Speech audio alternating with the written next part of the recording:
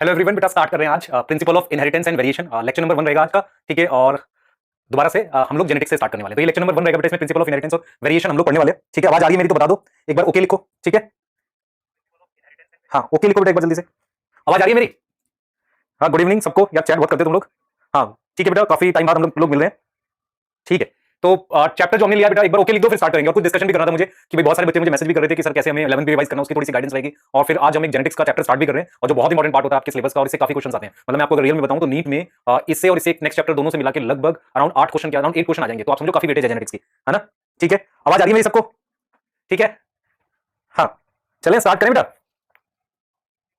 ठीक है। चलिए बेटा टाइम आपका बचाते हुए स्टार्ट कर लेते हैं टॉपिक को पढ़ना, ठीक है। मैं कुछ लिख रहे हैं सब मिस किया, हाँ भाई बिल्कुल मिस करो, पर मिस करने से ज्यादा इंपॉर्टेंट आपको पढ़ना पड़ेगा बेटा। देखो आप में से मतलब मैं कुछ चीजें बिल्कुल क्लियर बताता हूं आपको, आपका और हमारा जो रिलेशन है स्टूडेंट टीचर का है, तो आपको उसे कैसे रखना है कि आपको ये समझना है कि आप में से कितना ज्यादा गेन करो। एज अ टीचर मैं आपके लिए कितना कर सकता हूं कि आपको सारी चीजें समझाओ और आप उसे पढ़कर अपने सिलेबस को कवर करो ना, ठीक है। चलिए स्टार्ट करें भाई, ठीक है। मैं भी बहुत खुश हो रहा हूं पढ़ा के आज, ठीक है। चलो स्टार्ट कर लेते हैं बेटा, चलिए। हाँ चलिए बेटा स्टार्ट करते हैं। और हमारा जो चैप्टर रहेगा वो चैप्टर है principle of inheritance and variation. उसका हमारे पास लेक्चर नंबर 1 है ये, और टॉपिक को हम लोग स्टार्ट करेंगे बेसिक इंट्रोडक्शन से। मैं आपको एक थोड़ा सा बड़ा चैप्टर है बेटा ना, तो आपको मेरी कुछ गाइडेंस सुननी पड़ेगी। तो एक बार हम क्या करते हैं उसको डिस्कस करते हैं। अब मैं चाह रहा हूं कि जैसे मैं बोलूं आपको डिस्कस करते हैं, थोड़ा सा मैं चाह रहा था कि चैट रोक दो आप, है ना। ओपी और यूपी मत लिखा करो, उससे कुछ होता नहीं है बेटा, है ना। ओपी यूपी से कुछ नहीं होता, ठीक है। आज का गोल हमारे पास ये है, इंट्रोडक्शन पढ़ेंगे और मेंडेलियन प्रिंसिपल के बारे में कुछ जानकारी लेंगे, ठीक है। क्लियर है ना।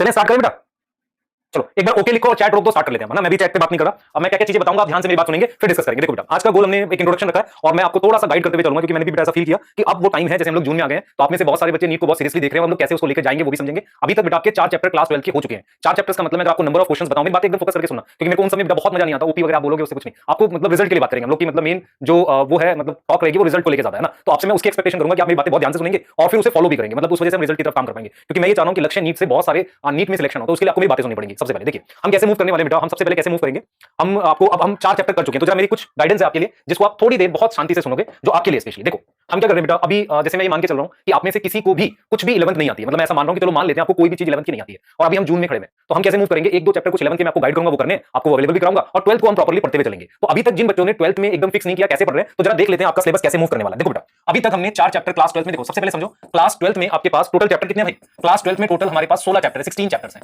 इसमें से आप 4 कंप्लीट कर चुके हो, 4 आपके कंप्लीट हो गए, अभी 12 चैप्टर बचे हैं बेटा, है ना। अभी लगभग 12 चैप्टर्स हैं जो आपके पास बचे हैं। इन 12 चैप्टर्स में से जो मेजर चैप्टर्स हैं, जिनमें बड़े चैप्टर्स बोलता हूं, एक है प्रिंसिपल ऑफ इनहेरिटेंस जो मैं आपको कराऊंगा, एक मॉलिक्यूलर बेसिस ऑफ इनहेरिटेंस जो मैं आपको कराऊंगा, एक एवोल्यूशन है जो हमारे मनीष दुबे सर कराएंगे, जो बहुत ही अच्छा पढ़ाते हैं, और उन्होंने बहुत ही सारा मैंने देखा बेटा बहुत बढ़िया उन्होंने कराया आपको, तो वो कराएंगे ना, तो वो कराएंगे। और उसके बाद हमारे पास एक ह्यूमन हेल्थ एंड डिजीज जो सर कराएंगे। उसके बाद बेटा एक इंपॉर्टेंट 4 तो बड़े चैप्टर्स हैं, उसके बाद फिर चैप्टर्स जो है वो बहुत बड़े नहीं है लेकिन इंपॉर्टेंट बहुत है, फिर उनको हम करेंगे। क्लियर है। तो आपका जो सिलेबस है अभी काफी पेंडिंग है 12 का, तो आपने क्या करना है सिलेबस 12 का साथ के साथ पढ़ना, और उसमें क्या चीजें करनी है पहले सुनो ध्यान से। देखो कैसे करनी है, आप कैसे क्या करो बेटा, आप प्रॉपर्ली हमारे साथ नोट्स बनाए करो। देखो नोट्स को लेकर मैं 3 चीजें लिख देता हूं, एक आपके पास एनसीईआरटी है, एक आपके पास पीडीएफ है, और एक आपके पास मैं अपने नोट्स देता हूं जो मेरे मतलब हैंड रिटन है। ये 3 नोट्स होते हैं।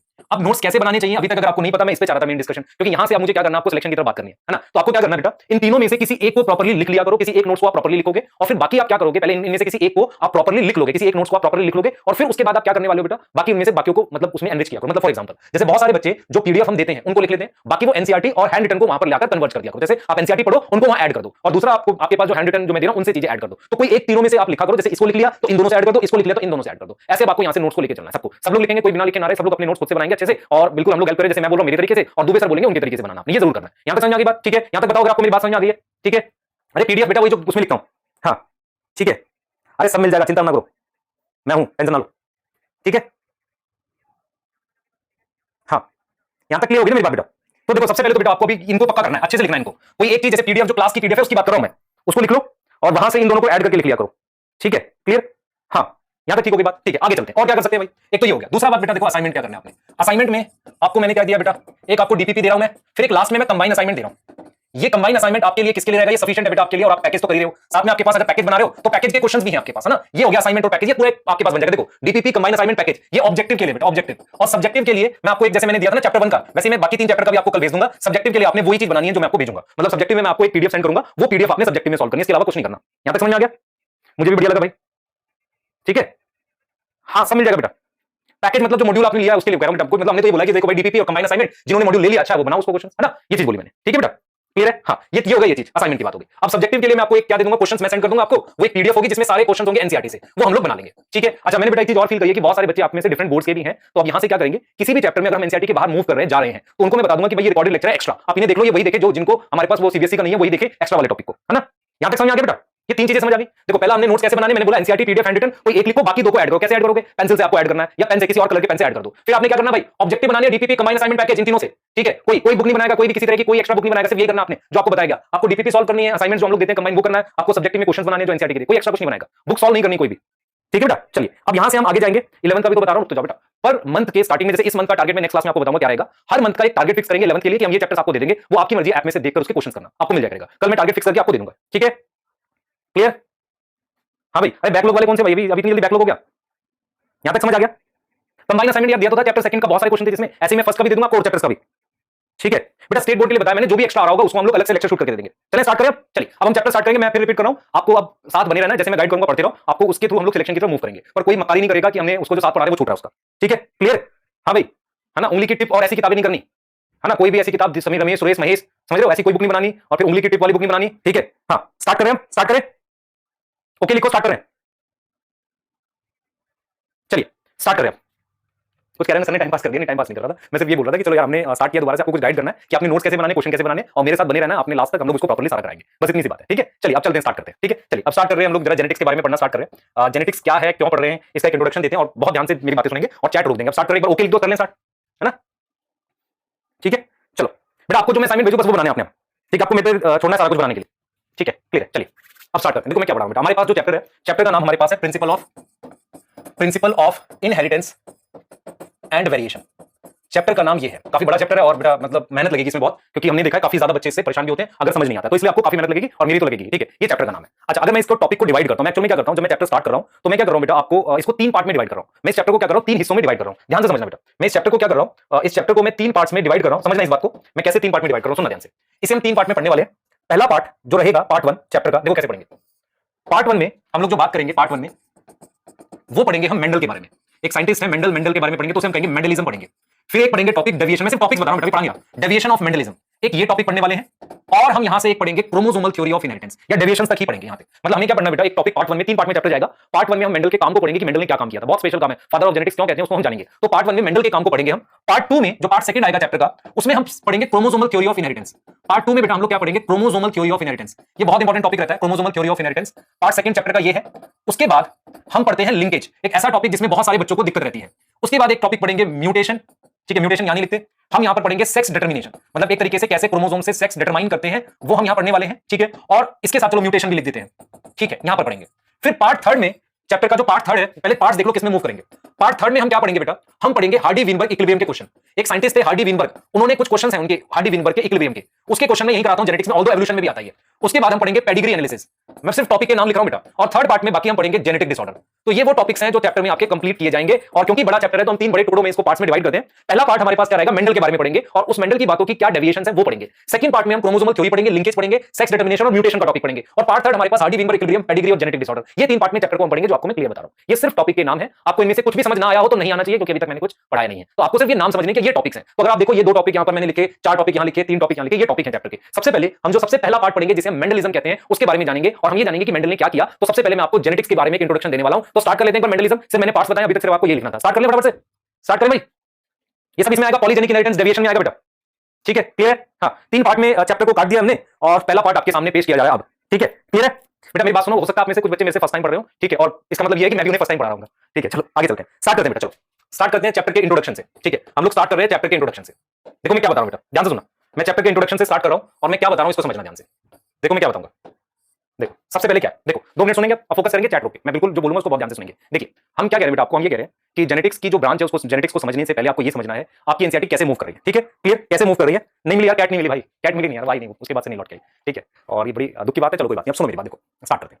जेनेटिक्स की स्टार्टिंग चैप्टर की एनसीईआरटी ने कैसे की है, एनसीईआरटी ने बोला है कि आपने देखा होगा कि एक बिल्ली का बच्चा बिल्ली जैसा दिख रहा है। देखो बिल्ली की बात आ गई, एनसीईआरटी कहती है कि एक बिल्ली का बच्चा बिल्ली जैसा दिख रहा है, एक एलिफेंट का बच्चा एलिफेंट जैसा दिख रहा है, ठीक है। इसका मतलब हमारे पास कहीं ना कहीं सिमिलरिटी है। पहला पॉइंट समझ में आया, हमने कहा कि एक बिल्ली का बच्चा बिल्ली जैसा दिख रहा है, एक एलिफेंट का बच्चा एलिफेंट जैसा दिखता है, तो हमारे पास कहीं ना कहीं सिमिलरिटी है, ठीक है। सिमिलरिटी मतलब वो उससे मिलता जुलता है। फिर दूसरा हमने कहा ध्यान सुनेंगे, दूसरा हमने कहा कि कहीं ना कहीं डिफरेंस भी है। डिफरेंस का मतलब होता है अंतर। हमने कहा बिल्ली का बच्चा बिल्ली जैसा दिख रहा है, और हमने कहा जो एलिफेंट का बच्चा है वो एलिफेंट जैसा दिख रहा है। कहीं ना कहीं हमारे पास क्या है, सिमिलरिटी है, और कहीं ना कहीं हमारे पास क्या है, डिफरेंस है। क्या बिल्ली बिल का बच्चा बिल्कुल 100% पेरेंट से मैच करता है? आप समझो ध्यान से। मतलब अगर मैं आपसे कह रहा हूं कि मान लो ये पेरेंट है जिसे हमने पेरेंट कह दिया, देखो ये मान लो पेरेंट है, मान लो कोई पेरेंट है, ठीक है, कोई पेरेंट कैट है, ये उसका प्रोजेनी है। प्रोजेनी समझ में आता है, प्रोजेनी का मतलब बच्चा, ये उसका प्रोजेनी या ऑफस्प्रिंग है। हम ये वर्ड यूज करते हैं प्रोजेनी या ऑफस्प्रिंग, ये बच्चे के लिए वर्ड यूज करते हैं। ऑफस्प्रिंग है जो कैट है, ठीक है। ऐसे मान लो 3 कैट है, समझना ध्यान से, ऐसे मान लो 3 कैट है, इस कैट के 3 बच्चे हैं। एनसीईआरटी ये कह रही है कि कैट का बच्चा कैट जैसा दिखता है, विच इज मीन की सिमिलरिटी है। और कहीं ना कहीं क्या 100% सिमिलर है? हम कहते हैं नहीं, 100% तो सिमिलर नहीं है। तो कहीं ना कहीं हम ये देखते हैं कि पेरेंट से प्रोजेनी में, जब मैं पेरेंट से मूव करता हूं, पेरेंट टू प्रोजेनी, पेरेंट से प्रोजेनी में मूव करता हूं, तो मेरे पास क्या है? मेरे पास सिमिलरिटी और मेरे पास डिफरेंसेस ऑब्जर्व होते हैं। सिमिलरिटी और डिफरेंसेस ऑब्जर्व होते हैं। तो ये कुछ ऐसी ब्रांच है जिस पे हम लोग बात करने वाले हैं। तो आपको अभी सिर्फ ये समझना बेटा कि जैसे मान लो ह्यूमन का बच्चा ह्यूमन जैसा क्यों दिखता है? क्योंकि पेरेंट से बच्चे में कैरेक्टर गया है। कैट का बच्चा कैट जैसा क्यों दिखता है? क्योंकि कैट में वो कैरेक्टर गया है। क्या मैं ये कह सकता हूं कि 100% सेम है? आप कहोगे नहीं, आप कहोगे 100% सेम नहीं है। 100% क्यों नहीं सेम है? क्योंकि कई बार क्या होता है, हम ये कहते हैं कि सिमिलरिटी है और हमारे पास अंतर भी है। तो हम एक ब्रांच की तरफ मूव करेंगे, हम एक साइंटिफिक स्टडी की तरफ मूव करेंगे। अगर हम बात करते हैं सिमिलरिटी क्यों है, मैं आपसे पूछूं व्हाई दिस सिमिलरिटी, कारण बताओ क्यों सिमिलर है, व्हाई दिस सिमिलरिटी? तो यहां मैं कहूंगा कि क्योंकि कैरेक्टर ट्रांसफर हुआ है। मैं बात कर रहा हूं हेरिडिटी की, मैं बात कर रहा हूं हेरिडिटी की। मतलब कहीं ना कहीं सिमिलरिटी का कारण है कैरेक्टर का ट्रांसफर होना, कैरेक्टर का ट्रांसफर होना, इस वजह से सिमिलरिटी है। और मैं कहता हूं आपसे पूछूं डिफरेंस क्यों है, व्हाई डिफरेंस, व्हाई डिफरेंस? तो मैं कहूंगा क्योंकि सेक्सुअल रिप्रोडक्शन हुई है। Why difference? मैं कहूंगा क्योंकि सेक्सुअल रिप्रोडक्शन हुई है तो वेरिएशन होगी ना। Why difference? डिफरेंस का मतलब होता है वेरिएशन, अंतर। तो हमने ये समझना बेटा, हमने ये समझना है कि एक ऐसी ब्रांच है, एक ऐसी ब्रांच है जो सेक्सुअल रिप्रोडक्शन से बने हुए बच्चों के बीच में डिफरेंस क्या है और क्या कैरेक्टर सेम आया, इससे डील करेगी, उसे हम जेनेटिक्स कहेंगे। तो कहीं ना कहीं हम जेनेटिक्स की डेफिनेशन इवॉल्व कर रहे थे। हमने कहा कैट का बच्चा कैट जैसा क्यों दिख रहा है? क्योंकि पेरेंट से वो कैरेक्टर आया है। क्या वो एक्जेक्टली सेम है? मैं कह रहा हूं नहीं, कुछ अंतर है। तो जो कुछ अंतर है उसे मैं वेरिएशन कह रहा हूं, और जो सिमिलरिटी है उसका कारण है हेरिडिटी। तो कहीं ना कहीं मैं आपको ये बोलना चाह रहा हूं कि हम एक ब्रांच की तरफ मूव करेंगे जहां पर हम ये कहेंगे, जहां पर हम ये बोलेंगे कि कहीं ना कहीं हम हेरिडिटी और वेरिएशन की बात कर रहे हैं। हेरिडिटी का मतलब होता है कि किसी तरीके से कैरेक्टर का ट्रांसफर होना, और वेरिएशन का मतलब होता है अंतर। तो यहां से हमारे पास एक ब्रांच की बात, अब डिस्कशन स्टार्ट होगा एक ब्रांच पर, और उस ब्रांच का नाम है मेरे पास जेनेटिक्स। तो ये जो चैप्टर है ये जेनेटिक्स से डील करने वाला है बेटा, ये जो चैप्टर है वो जेनेटिक्स से डील करने वाला है। तो जेनेटिक्स क्या होती है बिल्कुल शांति से पढ़ेंगे सब लोग, एकदम सुनो ध्यान से बेटा। What is genetics? अब जेनेटिक्स को डिफाइन करते हैं, पहले पेज को पढ़ रहे हैं एनसीईआरटी का, एनसीईआरटी का फर्स्ट पेज पढ़ रहे हैं। तो जेनेटिक्स कहती है, जेनेटिक्स क्या है बेटा? देखो जेनेटिक्स क्या है, ये एक ब्रांच ऑफ बायोलॉजी है। It is a branch of biology which deals with दो चीजों से डील करेगी। Branch of biology which deals with, किससे डील कर रही है बेटा? डील्स विद दो चीजों से, हेरिडिटी, आप सुन लो ध्यान से बेटा, दो चीजों से डील कर रही है, हेरिडिटी एंड, दो चीजों से डील कर रही है बेटा, एक तो हेरिडिटी और दूसरा वेरिएशन। तो सबसे पहले मैंने जेनेटिक्स को डिफाइन किया है। तो जेनेटिक्स एक ब्रांच है जो दो चीजों से डील कर रही है, पहला हेरिडिटी, हेरिडिटी का मतलब कैरेक्टर का ट्रांसफर हो रहा है, और वेरिएशन, इन दोनों को अब मैं बताने जा रहा हूं। यहां तक क्लियर है? जल्दी बोलो, यहां तक क्लियर है भाई? ओके लिख दो, चले आगे, स्पैम मत करने लगना। तुमसे ओके बोलता हूं, पता नहीं क्या क्या लिख देते हो। एवोल्यूशन मत लिख, वेरिएशन है, एवोल्यूशन, हेरिडिटी एवोल्यूशन बोल रहा है, बताओ कौन? ठीक है, पढ़ लो भाई, पढ़ लो, ठीक है, सिर्फ ध्यान से सुनो, सारा समझ आ जाएगा, ठीक? हाँ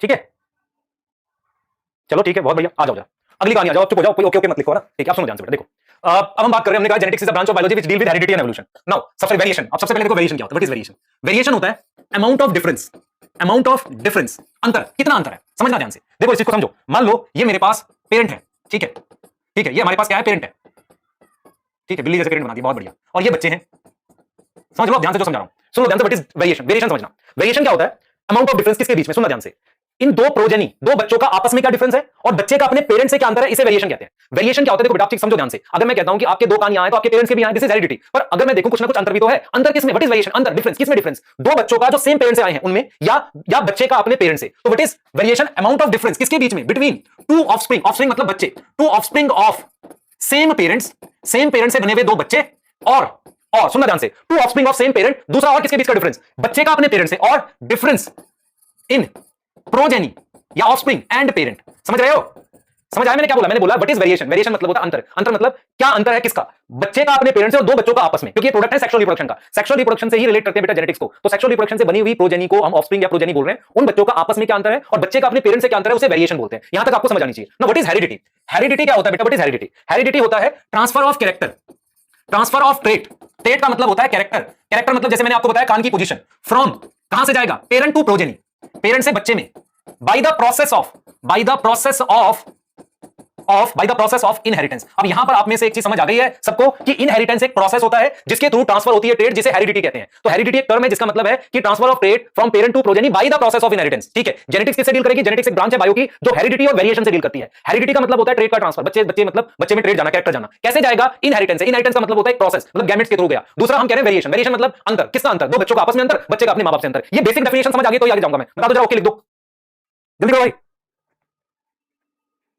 ठीक है, लेट आए हो तो लेट सुनोगे बेटा, 3 बना ले, 2 क्यों बनाए? ओके लिख दो जल्दी, आगे चले। समझ आ गया बेटा?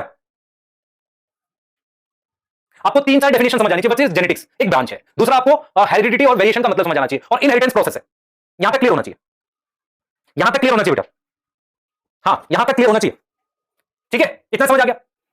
अब सुनना ध्यान से बेटा, बहुत सही, इतना ओके लिखोगे तो ज्यादा समझ आ जाएगा, कुछ नहीं तो बाहर लगा दी ओके की, मतलब लिखो यार बस हो गया, ठीक है। सुनो ध्यान से बेटा, मैं बस आपको चाह रहा हूं कि ब्रेन में आपको कुछ चीजें बैठनी चाहिए, मतलब समझ में आनी चाहिए बढ़िया से। अब चलो आगे चलते हैं, ठीक है। अच्छा अब हमने क्या पढ़ लिया, हमने जेनेटिक्स पढ़ लिया, हमने हेरिडिटी जान लिया, वेरिएशन जान लिया ना, वेरिएशन जान लिया, क्लियर है, ठीक है, बहुत सही। आगे चलो, अब सुनो ध्यान से, अब मैं यहां से आगे की बात करूंगा बेटा, आप सुनो मेरी बात। देखो एनसीईआरटी ने इसके बाद क्या बोला, एनसीईआरटी ने डेफिनेशन बता दी हेरिडिटी की, वेरिएशन की, जेनेटिक्स की। उसके बाद बोला एनसीईआरटी ने ऐसा नहीं है कि मतलब ह्यूमन को जेनेटिक्स का कोई नॉलेज नहीं था, क्योंकि ह्यूमन ने क्या किया, ह्यूमन को ये तो पता है। देखो मैं अगर आपको बात करता हूं इसकी कि हिस्ट्री ऑफ जेनेटिक्स की बात करता हूं कि क्या मुझे कुछ पता था क्या, मैं अगर बात करता हूं ह्यूमन के रिस्पेक्ट में बात करता हूं, मैं कहता हूं हिस्ट्री ऑफ जेनेटिक्स की बात करता हूं, मैं कहता हूं क्या कहानी है, पुरानी कोई कहानी है क्या हमारे पास इसको लेकर। तो देखो एनसीईआरटी क्या कहती है, एनसीईआरटी कहती है कि ह्यूमन को पहले से पता था। तो जो ह्यूमन है, ह्यूमन को पता था, नो अबाउट क्या पता था उसको, उसको ये पता था कि सोर्स ऑफ वेरिएशन, वेरिएशन का सोर्स सेक्सुअल रिप्रोडक्शन है, source of variation is sexual reproduction.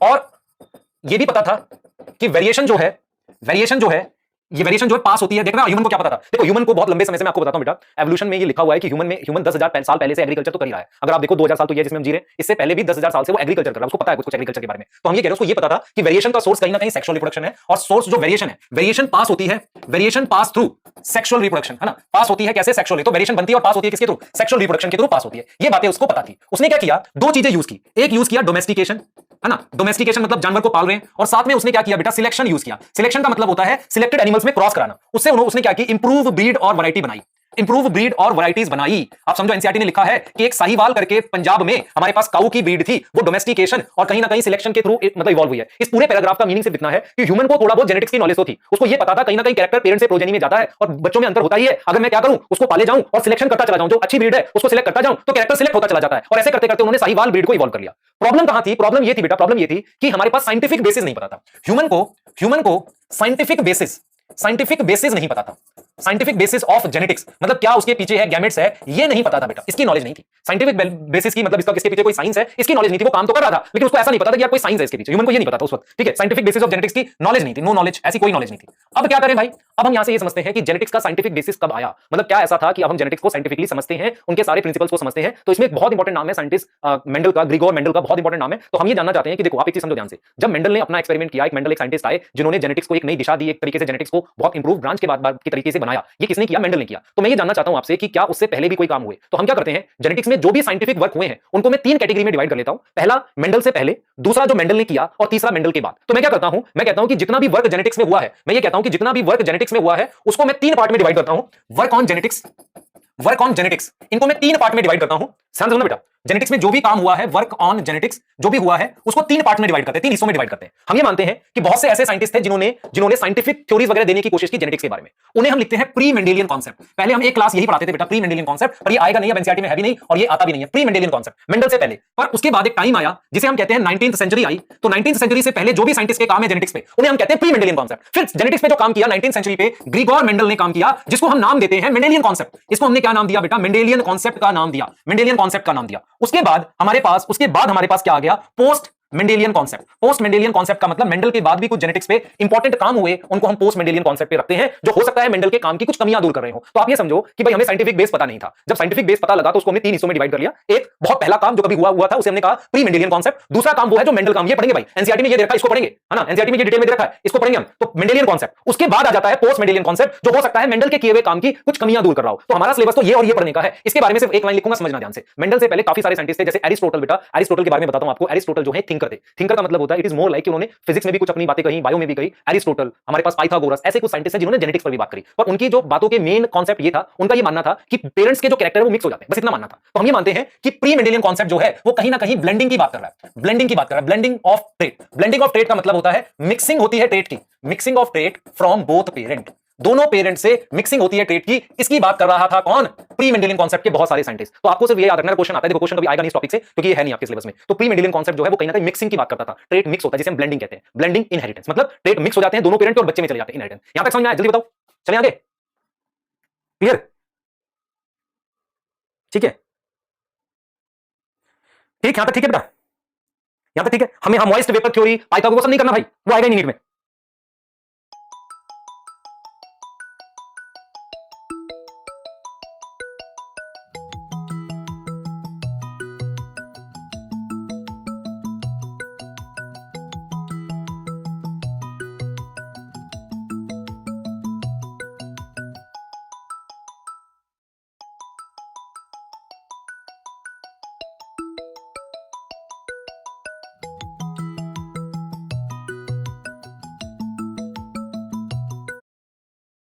यहां तक ठीक है? हमें किसके बारे में पढ़ना है? मेंडल के बारे में। क्लियर है? ठीक, जल्दी बता दो। हाँ, यहां तक कहानी क्लियर होनी चाहिए कि आपको यह पता होना चाहिए कि भाई पहले हमने ह्यूमन को यह पता था लेकिन उसको साइंटिफिक बेसिस नहीं पता था। यहां तक ठीक है? क्लियर? या रिपीट, अब इसमें तो कुछ अभी समझाया नहीं, हमने तो खाली डेफिनेशन पढ़ाई अभी तक। उसके बाद इसमें तो कुछ पढ़ाने का नहीं था, ये था कि भाई वेरिएशन जो है वो सेक्सुअल रिप्रोडक्शन से होती है, ह्यूमन ने डोमेस्टिकेशन किया पर उसको साइंटिफिक बेसिस नहीं पता था। ठीक है? क्लियर? उसके बाद हमने कहा कि work on genetics, pre Mendelian concept, Mendelian और ये हमें मेंडेलियन पढ़ना है। उससे पहले वाले कॉन्सेप्ट क्या थे? ब्लेंडिंग इनहेरिटेंस की बात कर रहे थे। बहुत सही, ठीक है। अब जरा ये देखो एनसीईआरटी की दो चार लाइनें हैं, उनको भी देख लेते हैं। देखो भाई, ये वही लाइनें हैं जो एनसीईआरटी कहती है। मैंने कहा था एनसीईआरटी पढ़ाएंगे, आपको क्लास में पढ़ा रहे हैं साथ में, देख लो जरा। एनसीईआरटी कहती है, have you ever wondered why an elephant always give birth to a baby elephant? बहुत सही। क्या आपको ऐसा अजीब लगा? आपको कैसे अजीब लगेगा ना? And not some other animal. Why a mango seed से हमें मैंगो का प्लांट बनता है ना, बिल्ली से बिल्ली का बच्चा बनता है। Given that they do are the offspring identical. ये पूछ रहा है क्या ऑफस्प्रिंग आइडेंटिकल अपने पेरेंट्स से पूरी तरीके से? पूछ रहा है आपसे क्या पूरी तरीके से आइडेंटिकल है या कुछ डिफरेंस शो करते हैं? डिफरेंस तो होता है, सिमिलरिटी भी है, डिफरेंस भी है। तो हम ये कह रहे हैं कि यार सिमिलरिटी है, डिफरेंस है, ऐसा क्यों है? इसके लिए एक ब्रांच आएगी बायो की, वो यहां पे देखो। These and several related questions are deal with the scientifically in a branch of biology known as genetics. इस तरह के सवाल किसने डील करे? जेनेटिक्स ने डील करे। This subject deal with the inheritance। देख रहे हो? सब्जेक्ट किससे डील कर रहा है? Inheritance as well as variation, दो चीजों से। देखो ये ब्रांच किससे डील कर रही है? इनहेरिटेंस और वेरिएशन से। और इनहेरिटेंस देखो क्या लिखा हुआ बेटा, inheritance of character from parent to offspring, इसे हम हेरिडिटी बोलते हैं ना, इसे हेरिडिटी बोलते हैं। Inheritance is a process by which character are passed from parent to progeny. आपको मैंने अगर याद हो, अभी थोड़ी देर पहले पढ़ाते हुए क्या बोला था? इनहेरिटेंस प्रोसेस है, लिखा हुआ है देखो आपके एनसीईआरटी में। और वेरिएशन क्या है? डिग्री। डिग्री मतलब कितना अलग है? कितना अलग है कौन? Progeny differ from there parent. बच्चे अपने पेरेंट से कितने अलग है या दूसरे बच्चों से कितने अलग है? यहां तक आप देख लो बेटा। इनहेरिटेंस बेटा प्रोसेस होता है ट्रांसफर का प्रोसेस, इनहेरिटेंस। और हेरिडिटी क्या होता है? इनहेरिटेंस का रिजल्ट होता है। मतलब हेरिडिटी एक तरीके से क्या है कि हेरिडिटी करवाने के लिए इनहेरिटेंस होती है। सही है? बहुत सही, आगे आ जाओ। डोमेस्टिकेशन होता है जानवरों को पालना। देखो कह रहा है ह्यूमन को पहले से पता था। देखो कितना कह रहा है 8000 से 1000 बीसी, उससे भी पहले। One of the cause of variation was hidden in sexual reproduction. उसे पता था कि सेक्सुअल रिप्रोडक्शन से वेरिएशन आती है। उन्होंने इस वेरिएशन को यूज किया that were naturally present in wild population of plant and animal. कैसे यूज किया भाई? कैसे यूज किया? जो जानवरों में वेरिएशन प्रेजेंट है आप देख पा रहे हो, सिलेक्टिवली ब्रीड किया। मतलब कुछ प्लांट को जैसे गेहूं को सिलेक्ट करके ग्रो करते चले गए, तो गेहूं का डोमेस्टिकेशन हो गया। And select for the organism that are possess desirable character. तो उन एनिमल्स और प्लांट को सिलेक्ट किया जिन पे हमारे पास डिजायरेबल कैरेक्टर। तो इसलिए कह रहा है आर्टिफिशियल सिलेक्शन, जिसे हमने सिलेक्शन लिखा, और डोमेस्टिकेशन की वजह से। डोमेस्टिकेशन मतलब पालना, आर्टिफिशियल सिलेक्शन मतलब जो जानवर हमें चाहिए उसे पालते चले गए और उनको मतलब सिलेक्ट करते चले गए और पालते चले गए। उससे क्या हुआ है? एंसेस्ट्रल हमारे पास देखो वाइल्ड काऊ से उन्होंने साहीवाल काऊ पंजाब में एक बढ़िया ब्रीड बना ली है। ठीक है, क्लियर? तो ये कह रहा है कि एंसेस्टर को थोड़ी बहुत नॉलेज तो थी जेनेटिक्स के बारे में, पर साइंटिफिक बेसिस नहीं पता था। बताओ मैंने कौन सा अलग पढ़ाया? बताओ डिग्री का मतलब होता है amount, amount, amount of variation. Clear है? अरे यहां तक क्लियर है ना बेटा? Amount of variation. एंसेस्टर देख भाई, अक्षिता मुझे बेटा पढ़ाने दे, मैं अपनी स्पीड से पढ़ाऊंगा, टेंशन मत ले, मैं क्लास आ दूंगा, कुछ छूटेगा नहीं। ठीक है, क्लियर है? हाँ, आपके सामने एनसीईआरटी है, आप देख सकते हैं। अब हम जाएंगे जेनेटिक्स के रियल प्रिंसिपल्स पढ़ेंगे। आ जाओ मेंडेलियन जेनेटिक्स आ जाओ। ठीक है, क्लियर? हम पढ़ रहे हैं मेंडेलियन कॉन्सेप्ट। ठीक है, क्लियर? हमने भी पढ़ लिया कुछ। देखो भाई, इसका मतलब ये हुआ कि जेनेटिक्स में तीन तरह के काम किए गए हैं। पहला काम क्या है? ये प्री मेंडेलियन कॉन्सेप्ट, फिर ये आ गया, फिर आ गया पोस्ट मेंडेलियन कॉन्सेप्ट। ये आपके सामने है। तो हम क्या पढ़ेंगे? मेंडेलियन कॉन्सेप्ट पढ़ेंगे। और मेंडेलियन कॉन्सेप्ट के बारे में जानना है हमें। और आप देख सकते हैं हमने मेंडल की फोटो लाया आपके लिए स्पेशल। बच्चे लिखेंगे, हम लोग बात कर रहे हैं प्री मेंडेलियन तो हो गया, हम लोग बात करेंगे मेंडल के बारे में। मतलब हम लोग लिखेंगे मेंडेलियन कॉन्सेप्ट। ठीक है, मेंडेलियन कॉन्सेप्ट। और मेंडल को फादर ऑफ जेनेटिक्स कहते हैं। बच्चों को लगता है कंट्रीब्यूशन कम है, मैं आज मतलब आपको शो करूंगा कि बहुत ज्यादा मेंडल का कंट्रीब्यूशन है। ठीक है, क्लियर? मेंडल जी बहुत स्पेशल थे और इनके बारे में आप जानेंगे। ठीक है, क्लियर है? बहुत सही, ठीक है, क्लियर? उत्कर्ष, एक्स्ट्रा पॉइंट नहीं चाहिए तुझे, एक्स्ट्रा पॉइंट जो मैं साथ के साथ बताऊंगा जो चाहिए होंगे। ठीक है, क्लियर? हाँ, अब सुन लो ध्यान से जो बता रहा हूं। देखो मेरी बात सुनना, हमने क्या करना होता है बेटा, हम पहले पढ़ाते थे, थोड़ा सा आपको बता देता हूं, उतना नीड नहीं है। देखो सबसे पहले हम क्या जानते हैं, कुछ बेसिक डिटेल जानते हैं मेंडल के काम से पहले। मेंडल के बारे में कुछ बातें जानते हैं। मेंडल का जो जन्म था, ये बातें एक्चुअली में क्या था, पहले आती थी, कभी स्टेट एग्जाम होते थे, जैसे यूपी पीएमटी एग्जाम होता था, अलग अलग एग्जाम होते थे, वहां आती थी। तो हमने क्या किया, पहले बहुत ज्यादा बातें थी, तो उसको कट शॉर्ट करके छोटा कुछ डिटेल मेंडल की बताते हैं, वर्बली बताएंगे और सिर्फ काम का लिखवाएंगे। एग्जाम में क्या आएगा वो आपको बताएंगे। सुनिए ध्यान से। देखो मेंडल का जो बर्थ था बेटा 1822 में, एक कंट्री थी ऑस्ट्रिया, उसमें हुआ था 1822 में। ठीक है, तो मेंडल एक पुअर फैमिली से थे। उन्होंने 1841, आप समझे 22 और 41, 1841 में वो कहां चले गए, मतलब उन्होंने क्या किया, सॉरी 1843 में उन्होंने क्या किया, मोनेस्ट्री ज्वाइन किया। मोनेस्ट्री क्या होता है बेटा, कुछ मतलब चर्च जैसा होगा, मुझे भी कुछ बहुत ज्यादा पता नहीं। ठीक है, तो उन्होंने क्या किया, एक मोनेस्ट्री ज्वाइन कर लिया, उसका नाम था अगस्टियन मोनेस्ट्री ऑफ सेंट थॉमस। देखो मैं सिर्फ कुछ डिटेल बता रहा हूं, टाइमलाइन है जो आपके लिए, इससे ज्यादा कुछ नहीं। तो टाइमलाइन ये है कि हमारे पास, ध्यान से सुनना, 1822 मेंडल का बर्थ ईयर है। इससे ज्यादा आपको बर्थ ईयर है बेटा मैं जो बताऊंगा उसमें भी बता दूंगा, जो काम का याद करना है कि नहीं आपने। 1843, ठीक है, मोनेस्ट्री चले गए। अब कोई 41 लिखता है, इसको 43, आपको ईयर चाहिए नहीं अभी तक के लिए। और मोनेस्ट्री कौन सी थी जो ज्वाइन की उन्होंने? Augustinian monastery of Saint Thomas, Augustinian monastery of Saint Thomas, इसको ज्वाइन किया। इन्होंने पूर फैमिली से थे, तो हो सकता है वहां पर इन्होंने कुछ मतलब काम वगैरह कुछ ज्वाइन किया हो करने के लिए। ठीक है, और ये पैदा हुए थे सिसिलियन विलेज, विलेज का नाम ये था सिसिलियन। आप कुछ कहेंगे क्यों पढ़ा रहे हो, आएगा नहीं, पर सिसिलियन विलेज सिर्फ क्योंकि रिस्पेक्ट है मेंडल की इसलिए बता रहे हैं। ठीक है, जगह का नाम था हेजेंडॉर्फ, जैसे टाउन होता है उसका नाम है, और कंट्री थी हमारे पास ऑस्ट्रिया, इसमें। तो ये सब में से कुछ आता नहीं है। ठीक है, तो ये बर्थ ईयर हो गया। अब हुआ क्या कि उन्हें 18, ध्यान से देखिए बेटा, उन्होंने मोनेस्ट्री ज्वाइन किया, 41 कर लो। अच्छा 1847 उनको भेजा गया sent to University of Vienna. बेटा असल में क्या हो रहा है, ईयर्स कुछ बुक्स में कुछ अलग अलग लिखे हैं, तो चलो इसमें से आपके काम का बताऊंगा क्या है। यूनिवर्सिटी ऑफ वियना, उसे उन्हें पढ़ने के लिए भेज दिया गया। देखो उस मोनेस्ट्री से उन्हें पढ़ने के लिए यूनिवर्सिटी ऑफ वियना भेजा गया कि जाओ तुम फिजिक्स पढ़ के आओ। क्या क्या पढ़ के आओगे? फिजिक्स पढ़ के आओगे, नेचुरल साइंस पढ़ के आओगे, और क्या पढ़ के आओगे? नेचुरल साइंस और मैथ्स पढ़ के आओ, है ना। ये एक पॉइंट है जहां पर आपको थोड़ा ध्यान रखना है कि मेंडल ने मैथ्स भी पढ़ी थी बायो के साथ, है ना, ऐसा नहीं कि मैथ्स भी पढ़ी थी नेचुरल साइंस के साथ। तो यूनिवर्सिटी भेजा गया। 1851 में वापसी आ गए, रिटर्न हुए और ज्वाइन किया मोनेस्ट्री को एज अ टीचर। मोनेस्ट्री को ज्वाइन किया एज अ टीचर मेंडल ने। As a teacher. बेटा मैं क्यों पढ़ा रहा हूं, ये मैं बार बार रिपीट कर रहा हूं, ये इनमें से कुछ नहीं आएगा जो अभी तक बताया मैंने। आएगा क्या वो बता रहा हूं। देखो मेंडल का बहुत इंटरेस्ट था, एक्सपेरिमेंटल ब्रेन था मेंडल, एकदम आप स्पेशल समझिए, आईक्यू था मेंडल। जिस साल रिटर्न हुए उसके कुछ साल के बाद से उन्होंने पी प्लांट पर एक्सपेरिमेंट स्टार्ट किया। तो जो पहला क्वेश्चन यहां से आ सकता है वो उनके एक्सपेरिमेंट ईयर आएंगे कि उन्होंने 1856 से 63 तक एक्सपेरिमेंट किया। किस पे? Experiment on P plant. P plant पर एक्सपेरिमेंट किया, समझो ध्यान से। उन्होंने क्या किया? 1856 से 63 तक एक्सपेरिमेंट किया। किस पर? पी प्लांट पर एक्सपेरिमेंट किया 7 साल तक। ये बेटा आपका किस ईयर में आया था क्वेश्चन? शायद 2017 का ये नीट का क्वेश्चन था। नीट 2017 या 18 कोई एक साल का क्वेश्चन था ये, ठीक है, कि इन्होंने क्या किया था 56 से 63 7 साल तक पी प्लांट पर इन्होंने एक्सपेरिमेंट किया। तो पहला ये आ सकता है जो आ चुका है ऑलरेडी। फिर क्या हुआ बेटा? इन्होंने एक्सपेरिमेंट किया, उसके बाद अपने एक्सपेरिमेंट को पब्लिश किया। अब देखो मैं आपको बताता हूं बेटा, उस समय की जब ये बात है 19th सेंचुरी की बात है, एनसीईआरटी लिखती है हेडवे। हेडवे का मतलब होता है कि जेनेटिक्स की तरफ पहला कदम कब बढ़ा था? 19th सेंचुरी में, मिड ऑफ 19th सेंचुरी। आप देख रहे हो मेंडल तभी काम कर रहे हैं। उस समय तो बेटा हमारे यहां क्या चल रहा था आपको पता है ना? 1857 की लड़ाई चल रही थी इंडिया में। हम लोग तो अपना राजा राजा खेल रहे थे उस वक्त, है ना। ये मेरा राजा मतलब कहता है उसका राजा। बेटा जो मतलब कुछ हिस्ट्री कभी हम पढ़ते थे तो इंडिया के बारे में फेमस था कि राजा जो होते थे उनको दो ही काम है, मतलब ये सब बताते थे खाली लड़ाई कर रहे हैं और मस्त खा पी के सो रहे हैं। तो ये तो एक्सपेरिमेंट कर ही नहीं थे उस वक्त हम लोग, ये कर रहे थे। देखो तो मेंडल का आपको क्या दिमाग में रखना है कि मेंडल ने मिड ऑफ 19th सेंचुरी में काम किया। उन्होंने अपना काम कहां पब्लिश किया? उस वक्त इंटरनेट और न्यूज़पेपर नहीं होते थे, तो उन्होंने क्या किया? सोसाइटीज होती थी। सोसाइटीज क्या? ग्रुप ऑफ साइंटिस्ट होते थे अलग अलग। जैसे मान लो 2000 साइंटिस्ट का एक ग्रुप है जिन्होंने एक सोसाइटी बना रखी है। ऐसे ही एक नेचुरल हिस्ट्री सोसाइटी थी ब्रून की, वो बहुत बड़ी सोसाइटी नहीं थी, इसलिए उनका काम फेमस हुआ भी नहीं। तो 1865 में उन्होंने अपना काम पब्लिश किया, पब्लिश हिज वर्क। जो भी उनकी फाइंडिंग्स थी, जो भी उन्होंने एक्सपेरिमेंट किया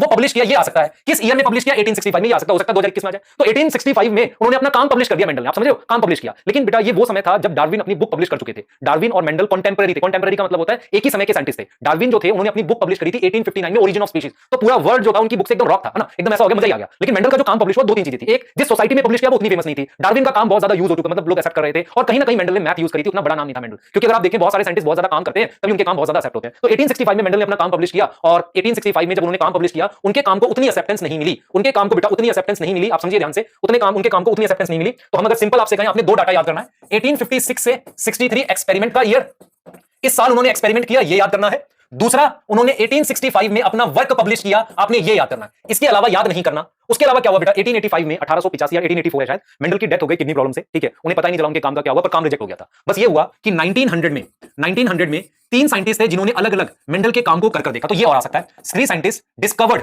Mendel work, discovered Mendel's work. Mendel के काम को उन्होंने अलग अलग करके देखा, इंडिपेंडेंटली अलग अलग करके देखा, इंडिपेंडेंटली अलग अलग करके देखा, ठीक है। उनका नाम क्या था? कार्ल कॉरेंस, एरिक वॉन टेशमार्क, ठीक है। कार्ल कॉरेंस, एरिक वॉन टेशमार्क, और हमारे पास क्या था? डी वरीज था।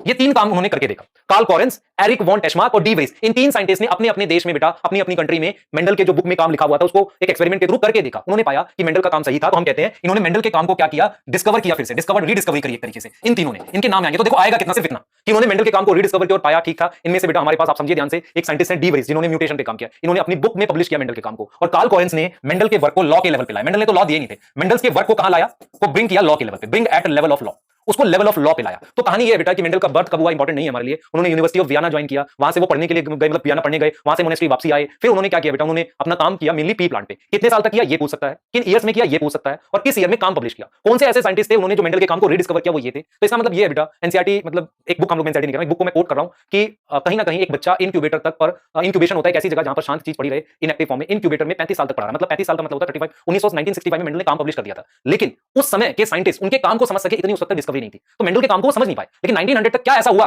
कि ये उसके मेंडल के काम को समझ पाए, मेंडल ने जो काम किए ये साइंटिस्ट उस काम को समझ पाए। इस पे मैं एक बात बताऊंगा आपको, पर आपको ये समझना है कि मेंडल का काम इतना स्पेशल था कि कोई उस समय समझ ही नहीं पाया। 35 साल के बाद जब वो काम पब्लिश हुआ, उसके 35 साल के बाद ही हम उस काम को समझ पाए। 35 ईयर एक बहुत लंबा टाइम होता है। उस समय क्या हुआ बेटा? उस समय तक क्या हुआ मैं आपको एक टाइमलाइन बता रहा हूं, आपको उससे आइडिया हो जाएगा कि हुआ क्या था एग्जैक्टली। हुआ ये था बेटा, ध्यान से सुनना, 1831 में रॉबर्ट ब्राउन ने न्यूक्लियस देखा था।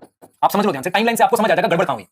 1831 में हमारे पास, अगर मैं आपको बताऊं धीरे धीरे हम आगे जाएं, तो अगर आप देखो यहां पर मेंडल का क्या काम है, कैसे देख पा रहे हो। देखो 1831 में रॉबर्ट ब्राउन ने न्यूक्लियस डिस्कवर किया। उसके बाद में लिख रहा हूं कि 1880s में हमारे पास इसकी डिटेल आई है, मियोसिस की, मतलब आप समझ रहे हो, सॉरी हम कह रहे हैं क्रोमोसोम की डिटेल आई है, मतलब क्रोमोसोम मुझे विजिबल हुए ठीक से, क्रोमोसोम की डिटेल आ गई 1880s के आसपास। फिर यही वो ईयर्स थे जिनके बाद 1880s के बाद 1900 तक मियोसिस और गैमेटोजेनेसिस की डिटेल आ गई। जब ये डिटेल्स अवेलेबल हो गई तभी मेंडल के काम की रीडिस्कवरी हो गई। आप समझ रहे हो कि मेंडल ने जब अपना काम किया, ये वो टाइम था जिसे हम 1865 कह रहे हैं, तब तक क्रोमोसोम डिस्कवर ही नहीं थे। और उसके जितने काम थे क्रोमोसोम डिस्कवर ही नहीं थे बेटा, नॉट डिस्कवर्ड। उस वक्त तक क्रोमोसोम की डिस्कवरी ही नहीं हुई थी एट दैट टाइम। उस टाइम तक क्रोमोसोम के बारे में कुछ पता नहीं था, लेकिन मेंडल ने बिना क्रोमोसोम पता हुए अपनी जितनी बातें बताई वो सब क्रोमोसोम के ऊपर फिट बैठ रही थी। आप एक चीज सोचो, एक ऐसा साइंटिस्ट जो अज्यूम कर रहा हो वो बात बिल्कुल ठीक है। तो 1900 में जब ये सारा काम हो गया तो तीन साइंटिस्ट ने इन सारी इंफॉर्मेशन को यूज करके जब मेंडल के काम को करके देखा तो पाया बिल्कुल सही है, रीडिस्कवरी। क्यों इतना समय लगा? क्योंकि मेंडल के काम को समझने के लिए क्रोमोसोम का पता होना, माइटोसिस मियोसिस का पता होना, गैमेट फॉर्मेशन के प्रोसेस का पता होना जरूरी था। पर मेंडल ने जब काम किया 1856 में, तब तक कुछ नहीं पता था। इसलिए तो मैंने फादर ऑफ जेनेटिक्स बोल रहे हैं, क्योंकि आप सोचो एक ऐसा आदमी जिसको कुछ पता ही नहीं है, उसके आसपास क्रोमोसोम सिर्फ मैथ यूज कर रहा है, बेसिक लॉजिक यूज कर रहा है, और जो प्रिंसिपल प्रिंसिपल दे रहा है, 35 साल बाद उसको डिस्कवर कर रहे हो और पा रहे हैं, बिल्कुल ठीक है, और इसलिए इनको हम क्या बोलते हैं, फादर ऑफ जेनेटिक्स। यहां तक समझ आया? बताओ मुझे कितना याद रखना है, बता दिया मैंने। ठीक है, बिल्कुल बेटा, पूरी हिस्ट्री पढ़ा रहा हूं। ठीक है बेटा, ओके, समझ आ गई? आपको सिर्फ कितना याद करना मैंने बता दिया। ठीक है, ओके लिखोगे, समझ आ गया? तो आपको सिर्फ कितना याद करना मैंने बताया। आप एक टाइमलाइन देखो, आपको आइडिया लग जाएगा। ठीक है, इसका मतलब हमें ये याद करना है, हमें ये याद करना और ये याद करना है।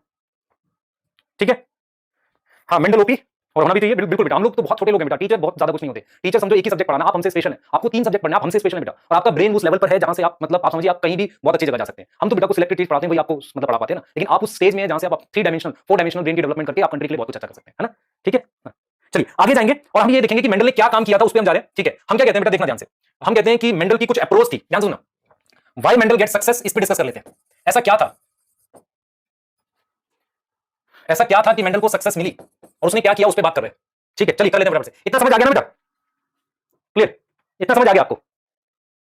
ठीक है, चलिए बहुत सही, ध्यान से देखो बेटा। हम देखो इधर मेंडल को सक्सेस क्यों मिली बेटा, कुछ सिलेक्टेड रीजन होते हैं। मेरी बात सुनो, मेंडल क्या कर रहा था, एक्सपेरिमेंट पी प्लांट पे करता था। मेरी बात सुनना बहुत ध्यान से। मेंडल क्या कर रहा था, पी प्लांट पे एक्सपेरिमेंट कर रहा था। जब वो पी प्लांट पे एक्सपेरिमेंट कर रहे थे, बोलना चाहिए, मैं पहले बता रहा हूं। ठीक है, पर ठीक है, मतलब गुस्ताखी माफ, है ना, कैसे बोलते हैं ना। ठीक है, चलो कोई बात नहीं। देखो हम ये कह रहे हैं बेटा कि मेंडल जो थे वो पी प्लांट पे एक्सपेरिमेंट कर रहे थे, तो कुछ चीजें जो उन्होंने स्पेशल करी, पहला वो अपने डाटा को प्रॉपर रखते थे। तो अगर मैं कहता हूं कि मेंडल ने ऐसा क्या किया, तो हम ये लिख सकते हैं कि फर्स्ट टाइम मैथमेटिकल लॉजिक, मतलब मैथ्स यूज किया गया था। Mathematical logic and statistical analysis. Statistical analysis का क्या मतलब है, स्टैटिस्टिकल एनालिसिस का क्या मतलब है बेटा, first time statistical analysis use in biology, उसको यूज किया बायो में। अब मेरी बात समझना ध्यान से। अगर मैं आपको कहता हूं कि यार 10 बच्चे को बायो पसंद है, 15 बच्चों को फिजिक्स पसंद है, जब मैं डाटा को एनालाइज करता हूं मैथ्स और स्टैट्स लगा के, तो कुछ डाटा बोलता है। मतलब डाटा कब बोलता है बेटा, जब उसको आप प्रॉपर एनालाइज करते हो। तो मेंडल जो है, ध्यान से समझना, मेंडल ने फर्स्ट टाइम जब क्या किया बेटा, मेंडल जब फर्स्ट टाइम मैथ्स और स्टैट यूज कर रहा था, तो उसको लग रहा था यार ये एक्सपेरिमेंट का डाटा कुछ बोलता है। दूसरा क्या है कि मैं आपको कहता हूं कि कोई आप एक्सपेरिमेंट करो, मान लो आप 10 लोगों पे कर रहे हो। दूसरा, अगर आप वो 100 लोगों पे कर रहे हो, तो जितना बड़ा सैंपल होगा उतने सक्सेस के चांसेस ज्यादा होंगे। तो दूसरा रीजन हम कहते हैं लार्ज सैंपल साइज। मेंडल का क्या था, सैंपल साइज बड़ा था, ज्यादा से ज्यादा बड़े सैंपल लेकर एक्सपेरिमेंट किए। एंड मेंडल ने क्या काम किया, उस काम पे हम जाएंगे।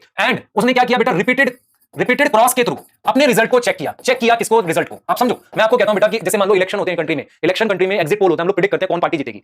उस चैनल का एग्जिट पोल ज्यादा एक्यूरेट होता है जिसका डाटा साइज बड़ा है। ऐसे मेंडल ने क्या किया था, लार्ज सैंपल साइज लिया था पी प्लांट का एक्सपेरिमेंट कराने के लिए, ताकि जो वो मतलब निकाल रहा था, इन्फ्लुएंस निकाल रहा था एक्सपेरिमेंट से, वो सही निकले। ये चीज समझ लो, ये क्लियर बेटा? दूसरा मेंडल ने क्या किया बेटा, देखो ये चीज समझना ध्यान से। मेंडल ने कभी भी चीजों को ओवर एस्टिमेट नहीं किया, कभी ऐसा नहीं बताया पीला फ्लावर क्यों आ रहा है। वो सिर्फ ये पैटर्न देख रहा था, 3 पीले फ्लावर, 1 सफेद फ्लावर, ऐसे पैटर्न देखता था, 3 टॉल 1 स्मॉल। तो एनसीईआरटी लिखती है कि मेंडल प्रपोज्ड जनरल रूल, वो एक जनरल रूल बनाने की कोशिश कर रहा था, रेदर अनसब्सटेंटेड डाटा। ये बड़ा भयानक सा वर्ड है और कुछ बच्चों को मतलब इसमें प्रॉब्लम होती है इस वर्ड में। सुनना पहले मेरी बात में, इसका मतलब क्या है। मेंडल ये नहीं बताने की कोशिश कर रहा था टॉल और डॉर्फ क्यों आ रहे हैं, मेंडल सिर्फ ये कर रहा था कि एक जनरल रूल क्या है, मतलब 3 टॉल आ रहे हैं 1 डॉर्फ आ रहे हैं, तो 3:1 की रेशियो। तो वो कोई ऐसा डाटा नहीं दे रहा था जिसको हम सपोर्ट नहीं कर सकते किसी रिजल्ट्स के थ्रू। तो मेंडल एक जनरल रूल बनाने की, जनरल प्रिंसिपल बनाने की कोशिश कर रहा था, इसकी जगह कि वो अपना एक फालतू का एक्सप्लेनेशन दे टॉल क्यों आया। नहीं, वो किसी चीज के ऐसे एक्सप्लेनेशन नहीं दे रहा था कि टॉल क्यों आया, डॉर्फ क्यों आया। वो सिर्फ एक पैटर्न बना रहा था, देखो भाई F1 जनरेशन में टॉल आते हैं, F2 में फिर टॉल और डॉर्फ दोनों आते हैं। तो एक रूल, एक पैटर्न बना रहा था, ना कि कोई ऐसा डाटा देने की कोशिश कर रहा था जिसको सपोर्ट नहीं किया जा सकता है। तो बाकी के साइंटिस्ट क्या कर रहे थे, कह रहे थे कैरेक्टर मिक्स हो गया, पता नहीं एक्सप्लेन कर रहे थे। नहीं, वो एक पैटर्न देख रहा था दिमाग में, देखो ये पैटर्न चल रहा है, और उस पैटर्न के लिए मैथ्स आना जरूरी था, इसलिए मैथ्स और स्टैट यूज किया। सैंपल साइज बड़ा होना जरूरी था और एक जनरल प्रिंसिपल देखना जरूरी था। इस तरीके से मेंडल ने काम किया और उसको सक्सेस मिली। अब हम ये जानेंगे कि मेंडल ने काम क्या किया। ये तो हम दोबारा बाद में भी पढ़ सकते थे, ये बातें फिर से बताऊंगा इनको, पर हम ये जानेंगे कि मेंडल ने काम क्या किया। तो मेंडल के काम को देखते हैं कि मेंडल का काम ऐसा क्या स्पेशल था कि हम इतनी रिस्पेक्ट देते हैं और एक चैप्टर का एक बहुत बड़ा पार्ट उनको डेडिकेट करते हैं। वो काम देखते हैं कैसे स्पेशल था, उसको हमें देखना है। क्लियर होगी बात? चलिए देखिए एक बार बता दो जल्दी, ओके लिखो और बताओ कि समझ आ गया, जल्दी बताओ बेटा। ठीक है, क्लियर? ठीक है, यहां तक क्लियर बेटा? अभी तो कहानी सुनो ये बेटा, अभी तो मेंडल पढ़ेंगे। अभी तो आप देखो कि एक्चुअल में कितना इंटरेस्टिंग चैप्टर है जेनेटिक्स बेटा, मजा आ जाता है जेनेटिक्स में तो। हाँ, ध्यान से सुनो बस चीजें, आपको कितना याद रखना है, याद हो गया। 56 से 63 एक्सपेरिमेंट 65 में पब्लिश किया। ठीक है, जिन बच्चों को लगे एनसीईआरटी में पब्लिश का ईयर नहीं दे रखा है, तो जहां पर क्रोमोसोमल थ्योरी ऑफ इनहेरिटेंस दे रखी है, उस पेज की आखिरी की लाइन देखना। मैं रिपीट कर रहा हूं, जहां पर क्रोमोसोमल थ्योरी ऑफ इनहेरिटेंस की हेडिंग दे रखी है, उस पेज की आखिरी, उस पेज पे नीचे की तरफ आखिरी लाइन पर लिखा हुआ 1865 19 तो लिख दिया मैंने, 18 चलेगा भाई? हाँ 18 है, हाँ ठीक ठीक ठीक, मैंने गलत नहीं लिखा, मुझे लगता है ऐसे। ठीक है बेटा, अब यहां से रिपीट नहीं है बेटा। थर्ड पॉइंट एक बार रिपीट कर देता हूं। मेंडल ने क्या किया, एक जनरल रूल प्रपोज किया। जनरल रूल क्या होता है कि जब हम क्रॉस कराते हैं तो पेरेंट जैसे आते हैं, और ये एक्सप्लेन नहीं कर रहा था टॉल क्यों आया, सिर्फ ये एक्सप्लेन कर रहा था देखो टॉल आया, फिर 3:1 की रेशियो है, ये चीज है। ठीक है, हाँ चलो भाई आगे देखते हैं, चलें आगे।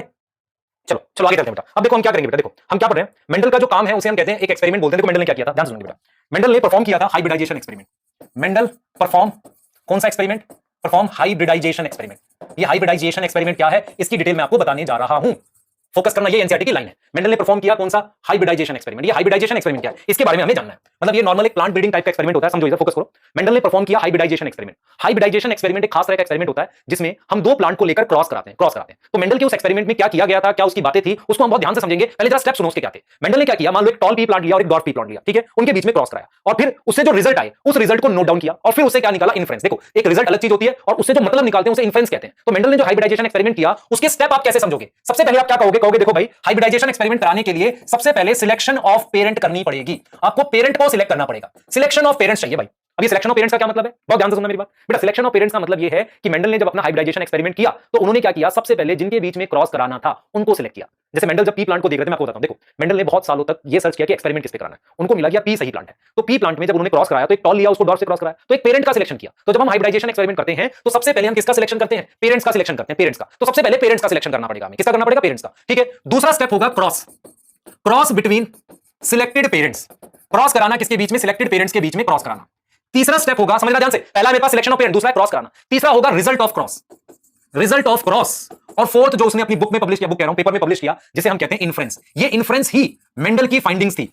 ये इन्फ्रेंस ही क्या थी बेटा, मेंडल की फाइंडिंग्स थी, जिनको बाद में letter converted into law. Mendel ने कभी लॉ दिए नहीं थे, लेटर कन्वर्टेड इनटू लॉ। इन्हें कन्वर्ट किया गया किसमें, लॉ में, है ना। इन्हें लॉ में बनाया गया, समझ रहे हैं, सिद्धांत में कन्वर्ट किया गया। तो आप समझिए कि मेंडल के हमारे पास चार, समझो इस चीज को, मेंडल के हमारे पास चार ये वो हैं, selection of parent, cross between selected parent, result of cross, inference. ये चार चीजें बेटा मेंडल की, ये चार स्टेप है एक्सपेरिमेंट के। एक एक स्टेप को देखते हैं क्या किया, ठीक है। सबसे पहले स्टेप को देखेंगे, सिलेक्शन ऑफ पेरेंट। एक बहुत शानदार स्टेप था, उस पर हम लोग बात करने वाले हैं, ठीक है, कैसे पेरेंट को सिलेक्ट किया, क्योंकि मेंडल ने क्यों मतलब टॉल लिया, इसके पीछे भी कहानी है। तो देख लेते हैं सिलेक्शन ऑफ पेरेंट का क्या मतलब है, ठीक है। चलिए भाई स्टेप्स देखिए, हमारे पास स्टेप्स हमने डिस्कस कर लिए, ठीक है। चार स्टेप है हमारे पास, स्टेप्स की हमने बात की है। तो टोटल कितने स्टेप्स हैं, मैंने बोला चार, ठीक है। 4 स्टेप्स हैं, उसमें पहला हमारे पास सिलेक्शन ऑफ पेरेंट है, उस पर हम बात करने वाले हैं, ठीक है। यहां तक समझ आ गया, चले आगे भाई, चले आगे, बता दो। वाई ओनली पी बताएंगे बेटा। इन्फ्रेंस होता है बच्चे किसी चीज से मतलब निकालना, फाइनली रिजल्ट से मतलब निकालना।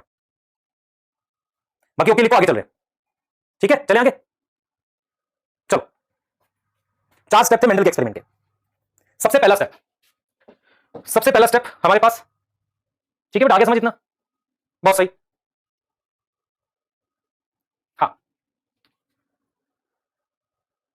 चलो, सबसे पहला स्टेप हमने क्या लिखा है देखो, हमने पहला स्टेप लिखना है सिलेक्शन ऑफ पेरेंट, ठीक है। चलो, सबसे पहला स्टेप है सिलेक्शन ऑफ पेरेंट।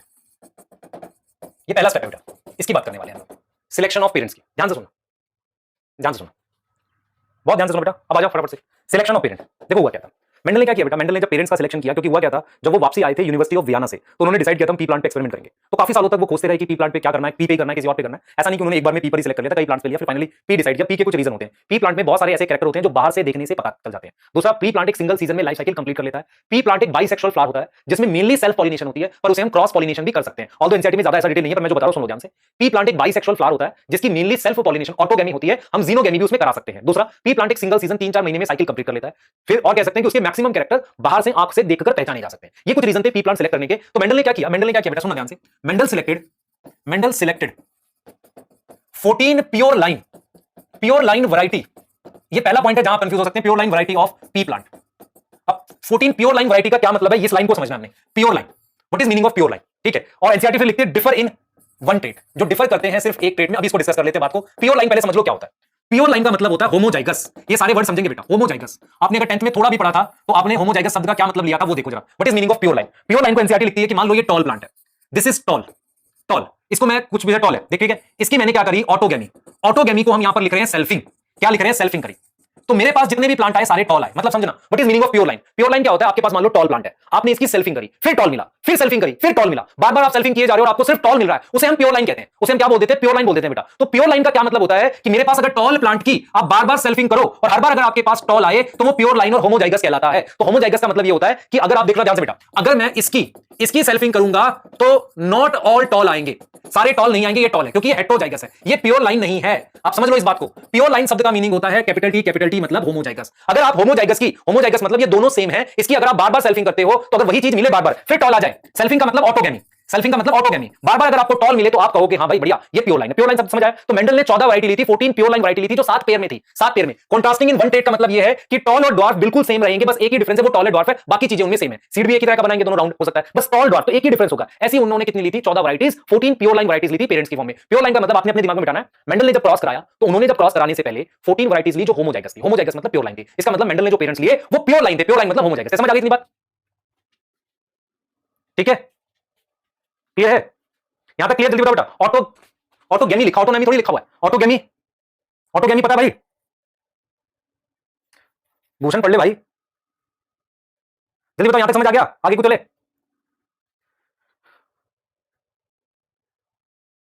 आगे को चले भाई। हाँ बेटा, होमोजाइगस कंडीशन के बारे में पता नहीं था, बार बार सेल्फिंग करा के मिला हुआ उसे। होमोजाइगस उसे नहीं पता चलता है, ऐसे कैसे बाहर से देखने से पता चलेगा? ठीक है, हाँ एनसीईआरटी चेक करो, 14 प्योर लाइन लिखा हुआ है। ठीक है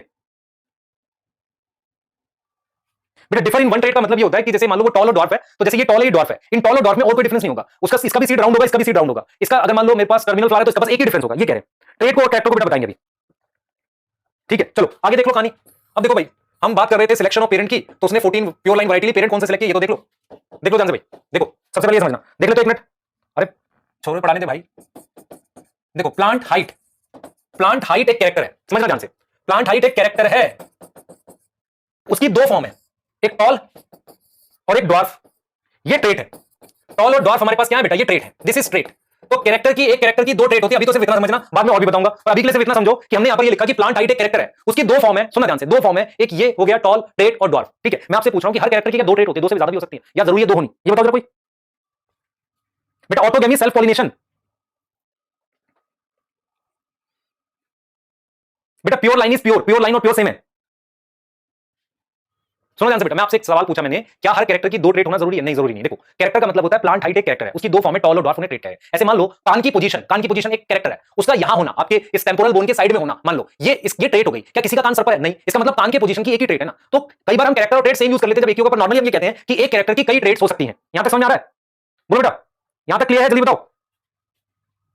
देखो अब आ जाते हैं भाई, अब अगला सुनो ध्यान से कि हमने 7 कैरेक्टर कौन से लिए थे मेंडल ने, जरा देख लेते हैं एक बार फटाफट से। यहां से एक क्वेश्चन बनता है मेरा। देखो हम लिखेंगे नेम ऑफ कैरेक्टर, कैरेक्टर का नाम लिख रहे हैं, नेम ऑफ कैरेक्टर लिख रहे हैं बेटा। फिर हम लिख रहे हैं, नेम ऑफ कैरेक्टर लिख लिया हमने, फिर हम लिख रहे हैं डोमिनेंट ट्रेट। सुन लो ध्यान से, फिर हम यहां लिख रहे हैं डोमिनेंट ट्रेट, फिर हम लिख रहे हैं रिसेसिव ट्रेट। अब मैं आपको एक चीज बता रहा हूं, आपको ये याद कैसे करना है, क्योंकि होगा क्या, आप में से बहुत सारे गड़बड़ करोगे। पहले सुन लो ध्यान से, इसको कैसे याद करना आपने। सुन लो ध्यान से बेटा, डोमिनेंट ट्रेट और रिसेसिव ट्रेट करके लिख दिया मैंने, इसको फोकस करके सुनो, मैं समझा रहा हूं इसमें। यहां पे कैरेक्टर जो मेंडल ने लिए थे उस पर डिस्कस कर रहे हैं। सबसे पहले मेंडल ने कैरेक्टर जो लिया था, प्लांट हाइट लिया, तो प्लांट हाइट में हमारे पास डोमिनेंट ट्रेट थी टॉल और रिसेसिव ट्रेट थी ड्वार्फ, जिसे हम शॉर्ट भी कह सकते हैं। ठीक है, फोकस करो बेटा, एक बार फोकस करो, ध्यान सुनो। हाइट हमारे पास प्लांट हाइट है, फोकस करो, प्लांट हाइट है टॉल और ड्वार्फ। उसके बाद हम लिखेंगे दो कैरेक्टर फ्लावर के, फ्लावर का कलर और फिर फ्लावर की पोजीशन। दो कैरेक्टर फ्लावर को लेकर लिखेंगे, फ्लावर का कलर और फ्लावर की पोजीशन। ठीक है, क्लियर है? तो हमारे पास दो तरीके के फ्लावर बने थे, एक बना था वायलेट, वायलेट, और एक बना व्हाइट। तो व्हाइट रिसेसिव है और ये डोमिनेंट। बेटा डोमिनेंट रिसेसिव पढ़ाऊंगा, भी पढ़ाया नहीं है, सिर्फ मैं कैरेक्टर बता रहा हूं कि मेंडल ने कौन से 7 कैरेक्टर लिए थे और उनकी कौन सी ट्रेट्स थी, वो देख लो बस। फ्लावर पोजीशन एक्सियल और एक होता है टर्मिनल। एक्सियल समझो क्या होता है, ये लीफ है, यहां पर फ्लावर आएगा तो ये एक्सियल है, और फ्लावर अगर टॉप पर आएगा तो इसे टर्मिनल कहते हैं। टर्मिनल अगर टॉप पर आएगा तो मेरे पास कितने कैरेक्टर लिख दिए मैंने? 3। देखो मैं कैसे बताऊंगा आपको, क्या याद करना, प्लांट हाइट पहला हो गया, 2 मैंने फ्लावर के लिख लिए, फिर मैं 2 पॉड के लिखूंगा। 2 मैं किसके लिखूंगा? पॉड के। एक लिख रहा हूं पॉड की शेप और एक मैं लिख रहा हूं पॉड का कलर, और मैं 2 लिखूंगा सीड के।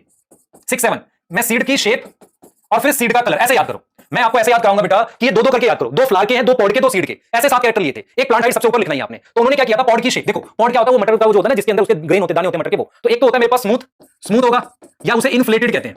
इन्फ्लेटेड का मतलब होता है ऐसा, मटर का ये वाला, और एक होता है ऐसा वाला, आपने देखा होगा ना मटर का इस तरीके का होता है, ऐसा ऐसा। तो ये वाले को हम क्या बोल रहे हैं? कॉन्स्ट्रिक्टेड। क्या बोल दिया हमने? कॉन्स्ट्रिक्टेड बोल दिया। अब पॉड का कलर ग्रीन डोमिनेंट है, किस पे? येलो पे। और आपने दिमाग में रखना है बेटा, सीड से उल्टा होता है, सीड में येलो डोमिनेंट होता है और ग्रीन रिसेसिव होता है, और सीड की शेप में राउंड डोमिनेंट है और रिंकल्ड क्या है? रिसेसिव। तो आपको कैसे याद करना, ये सुन लो ध्यान से, कैसे याद करना। ये 7 कैरेक्टर लिख दिए मैंने, आपको ऐसे याद करना बेटा, आपको ये याद करना है। देख लो, इसको एक बार देख लो फटाफट से। Plant height, tall, dwarf, flower के 2 हैं, पॉड के 2 हैं, सीड के 2 हैं। आप सिर्फ ये याद करो, आपको याद हो जाएगा। आप एफपीएस याद कर लो। आप क्या याद कर लो बेटा? एफपीएस याद कर लो, फ्लावर, पॉड, सीड। फ्लावर वाले में कलर ऊपर है, बाकी दोनों में कलर नीचे है, ऐसे याद कर लो।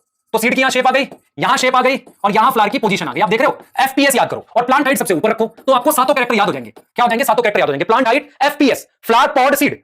फ्लावर में कलर ऊपर है, बाकी दोनों में नीचे, और इसको एकदम यही सीक्वेंस में याद करना ताकि आपको आसानी से याद रहे। और डोमिनेंट और रिसेसिव मैंने बता दिया। डोमिनेंट कौन सा? ये लिखा हुआ टॉल, वायलेट, एक्सियल, ये डोमिनेंट बेटा। ठीक है, clear? Tall, violet, axial, smooth, green, round, yellow. Recessive क्या है? Dwarf, white, terminal. कॉन्स्ट्रिक्टेड क्या होता है?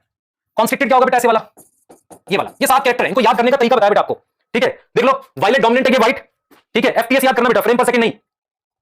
एक तो महामकार बालक है, उनको कह कि वेयर इज यू अपूर्वा, मतलब कैसे कैसे बढ़ गए बताओ, हैं? पढ़ लो भाई, पढ़ लो।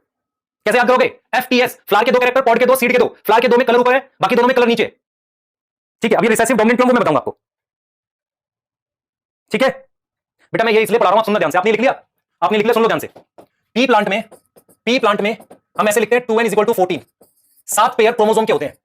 कई बार क्या होता था, पुराना आपको कहीं से क्वेश्चन मिल जाएंगे जिनमें क्रोमोसोम नंबर पूछे जाते थे आपको कि किस क्रोमोसोम पे कौन सा कैरेक्टर होता है। देखो मैं एक मेंडल का फोन नंबर लिख रहा हूं, ध्यान से देखना, 4144571। मतलब ये मेंडल का फोन नंबर है, लैंडलाइन है। इसका मतलब क्या है? 4144571 का मतलब क्या है? चौथे क्रोमोसोम पे प्लांट हाइट है, मतलब प्लांट हाइट का कैरेक्टर चौथे क्रोमोसोम पे है। इसका मतलब ये है पहले क्रोमोसोम पे फ्लावर कलर है, फ्लावर का पोजीशन भी चौथे पे है, पॉड का शेप भी फोर्थ पर है, पॉड का कलर किस पर है? फिफ्थ पे, सीड का शेप किस पे? सेवंथ पे, सीड का कलर किस पे? फर्स्ट पे। तो आपसे पूछ सकता है कि सीड का कलर और फ्लावर का कलर कौन से क्रोमोसोम पे? तो ये क्रोमोसोम नंबर है जिसपे कैरेक्टर होता है, इसलिए मैं ऐसे याद करवाता हूं। प्लांट हाइट ऊपर रख लो, एफपीएस याद कर लो, पहले वाले में कलर ऊपर है, बाकी दोनों में कलर नीचे है, ऐसे याद करना होता है। ठीक है, क्लियर? बेटा क्वेश्चन आ जाते हैं ऐसे, और मैं आपको बताता हूं ये बिल्कुल पूछे हुए क्वेश्चन है। इनमें से क्या करेगा? वॉयलेट, फ्लावर, येलो, क्या लिखना है? पॉड, ऐसे करके लिखिए और काउंट करवाएगा कितने डोमिनेंट रेट थे। आप कैसे याद करोगे? आप याद करोगे हाइट ऊपर है, FPS, flower, pod, colour, sorry FPS, flower, pod, seed. Pod के दो कैरेक्टर है, मतलब सॉरी फ्लावर के दो कैरेक्टर, पॉड के दो कैरेक्टर, सीड के दो कैरेक्टर। क्लियर? कुछ माम कर रहे हैं, मेंडल को फोन कर रहे हैं, वो तुम्हारा फोन उठाएगा बेटा, बहुत सही। 414141414571। ठीक है, क्लियर? बिजी आ रहा बेटा, बिल्कुल बिजी आएगा, मेंडल उठाते ही कहेगा पढ़ लो भाई, नहीं तो डॉक्टर बनना सिर्फ सपना रह जाएगा। ठीक है, क्लियर? अरे आगे समझ, जल्दी बताओ, आगे समझ, जल्दी बताओ भाई।